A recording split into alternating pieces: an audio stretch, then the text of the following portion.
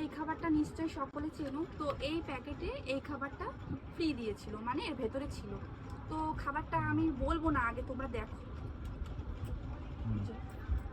কাপড়ের মধ্যে আমি দিচ্ছি, ঠিক আছে? দেখো, এই যে জেলি, এটা নিশ্চয়ই সবাই তোমরা চেনো।